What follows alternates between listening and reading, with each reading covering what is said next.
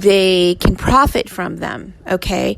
In this case, with the quinine, which is actually a parasite killer, okay? And this is interesting when we talk about the bioscience and the programmable flesh matter, because those are socialized through parasitic, sexual and body fluids and things of that nature, right? So the quinine, they don't have a patent on it. They can't profit from it. So I just want to point that out. The other thing is, there was an article posted in the NY Times, July 10th, 2019, about Puerto Rico that had unveiled a sprawling corruption investigation into high levels of the island's government on Wednesday, announcing arrest of criminals against 6 people, including 2 former agency directors. The Justice Department accused Julia Kyler, the former education secretary, Angela Avia Morrow, the former executive director of the Puerto Rico Health Insurance Administration, of unlawfully steering $15.5 million in federal contracts to politically connected consultants. Not only that, they were arrested for illegally storing food and supplies that were sent to them by the United States. Now, this was widely reported in the mainstream media that Trump failed to send aid to Puerto Rico. It was a huge campaign. Okay, so the reason why I'm pointing this out, because it's really important. That we see this MO, because it's always the same MO. China owns 85% of our pharmaceuticals. We had a lot of holdings in China, a lot. And they also own a lot of, they have holdings in Harvard Science, they have holdings in Harvard Medical, they have holdings in our mainstream media and in our film industry. So, also in the WHO, the World Health Organization. It's astounding when you follow the money, like Laz is doing. But they also sent out contaminated medical supplies, and not only that, we have corrupted officials and representatives in our own Congress and cabinets that are leveraging and withholding medical supplies, and they are basically wanting to withhold the quinine, which is a tree bark. It kills parasites, which is the actual treatment. They're trying to withhold that because essentially I don't think they can profit from it. So I just wanted to point those things out. It's they've done this in the past. They have a history of doing this, and so I just wanted to point that out. So back to Laz. Precedent. I apologize. Now, why is this so important? Because under George Herker, implementation properly without precedent. I apologize. Now, why is this so important? Because under George Herker Washer Bush administration they requested $46.2 million for NIST for the 2004 fiscal year. More than 5% of the proposed $847 million in federal spending on nanotechnology. And who was part of the nanotechnology? Charles Lieber and James Cahoon. Why is this so important? Because remember, everything there's motive in everything. They have a plan. And what is their plan? You see that little chip? Do you see that little chip? That's going to be called the digital chip, or the RFID chip. They're putting it in your face. They started back then, and they're rolling it out now.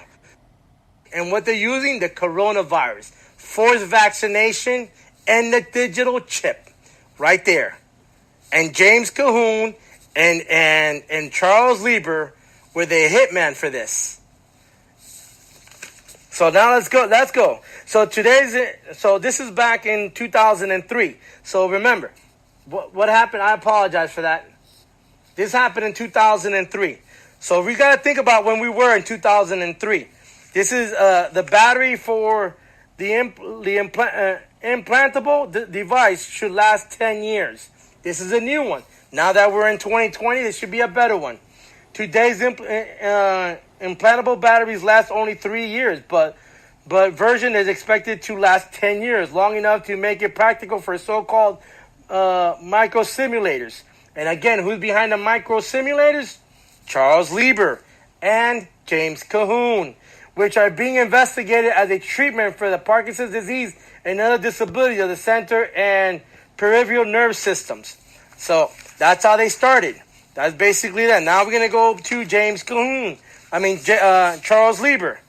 So we're going to go to Charles Lieber right here. This is back in 2003. In 2003, under the Scientific America.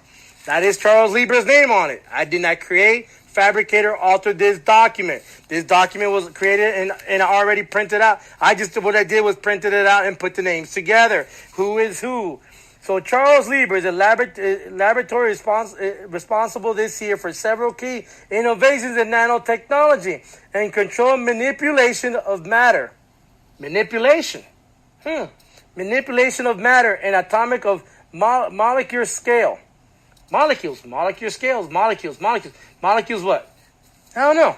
He and his colleagues have achieved better control over nano growth, gaining the ability to build wires differing length and thickness. In addition, the laboratory has made nano on and off switches that might be useful for digital memory storage. Remember what they were talking about? I believe it was the Department of Justice, I believe it was the Department of Justice in respects to if you go against the government, they have the technology to clear your mind, basically an on and off switch that go click. Okay, well, you're not a good citizen, so now we're just gonna wipe your memory, and we're gonna condition you to be a little Johnny, and listen to what the government has to say because the government knows best. That's what they're saying.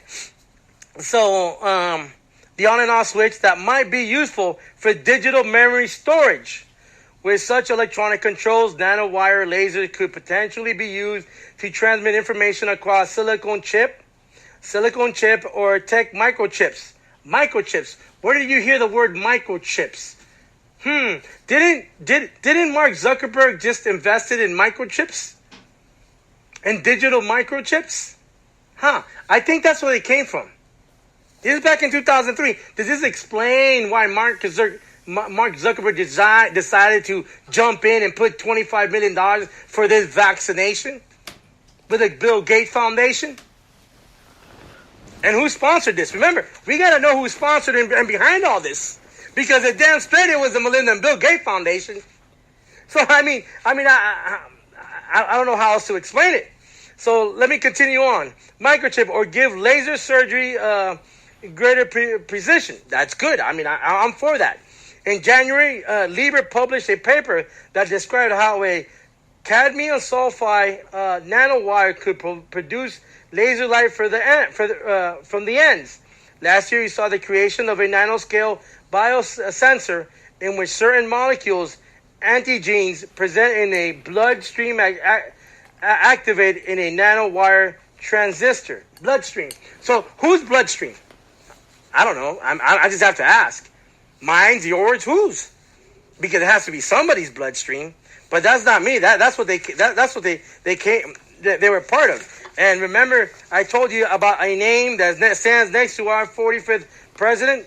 Oh, and that we should not forget. And I got to come back to this, because now I'm going to explain to you why our United States Post Office is broke. But I'm going to come back to that, and let me continue on with this. Merck Remember the corporation Merck, in which George Soros and Melinda and Bill Gates Foundation participated in? Merck Research Laboratory, also back in 2003. That's Merck, right there. Merck Research Laboratory, Merck Corporation. I remember they're all involved. In November 2002, scientists at Merck Research Laboratory announced that they had developed a vaccine that protects women from viral infection caused by a strain of human, which HPV-16, found roughly half of all cervical tumors. The researcher made the vaccine and producing one of two proteins that form a shell around the HPV-16. And this is the same Merck that also is going to benefit from the coronavirus. So that's them right there. Let me go back. Let me speed forward. Okay, here. So this is Gruhelm Brundtland. I can't even pronounce. I don't know if that's a he or she, but also participated in this. And this is back. Remember, we're talking about 2003. So, lads, what does this have to do with the coronavirus? Well, here we go. Harlem Brundtland, then the Secretary General of the World Health Organization, which is the WHO, worked mainly undercover challenges of SARS, but recognized the need to concentrate in minds that were disease, stroke, and did some on the 3 occasions last year. Here we go. And in all actions, she worked together closely with David Heyman, Director of the World Health Organization of the Communication Disease, and with the Center of Disease and Control Prevention, who directly, Julie Greenberg, lent critical support, and the CDC, Thomas Hayek, led a team that quickly identified the coronavirus responsible for SARS. Coronavirus 2003. At the World Health Organization, she used those skills to organize a profile and to culture support. Remember, I said support in the United Nations by vigorous fundraising, particularly among private foundations. Melinda and Bill Gates Foundation. She increased the World Health Organization budget by about 2/3 to about $1 billion a year. How about that? Now, who also was here in 2003? 2003, Anthony S. Fauci. F-A-U-C-I. The same man that hangs out with our 45th president and Deborah Brex with the WHO, World Health Organization, and who also the CDC and UNICEF and Melinda and Bill Gates Foundation. So here we go. In February, in the State of the Union, the President George Herschel Walker Bush asked the U.S. to commit $15 billion over the next 5 years to combat AIDS in Africa and the Caribbean. But remember that not just George Soros, but Melinda and Bill Gates Foundation went to Africa because of the AIDS and affected 500,000 children, in which he has an international warrant on his ass. But nobody wants to talk about that. Not Fox News, not CNN, not MSNBC, not CBS, not ABC. Nobody wants to talk about that international warrant in which Anthony Fauci and Bill Gates did in Africa. Not just in Africa, but in India. So these criminals that's standing next to our 45th president. Much of the credit for bringing about this development, according to the AIDS activity, goes to Anthony Fauci. This is the same Anthony Fauci in 2017 predicted there was going to be a pandemic in 2020. Anthony Fauci, who worked and convinced the administration officials to dedicate resources in a large scale. Congress is expected to pledge between $2 billion and $3 billion to initiate in fiscal year 2004. Among the project's goals are to prevent 60% of the 12 million new infections anticipated in the 14 target countries, to offer antiretroviral drugs to 2 million HIV positive people, and to provide care for 10 million AIDS patients and orphans. An estimated 42 million people worldwide are living with HIV, and 20 million more have died of the AIDS, according to the Joint United Nations AIDS Program. How convenient to manipulate the numbers. Because at the end of the day, it's about this. What's that about? NGO, non-government organization.